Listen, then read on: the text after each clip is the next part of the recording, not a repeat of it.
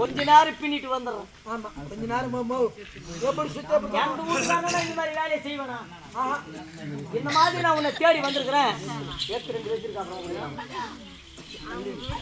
சொல்லுடியா நான் செய்யறது தப்புன்னு யாராலும் ஒருத்தர் வாயில வர சொல்லிப்பாங்க. எனக்கு இது தர்மம் கிடையாது சாமி. பாய்மேல் படுத்த சேதம் எனக்கு பாம்பாய் சொல்லுகிறது.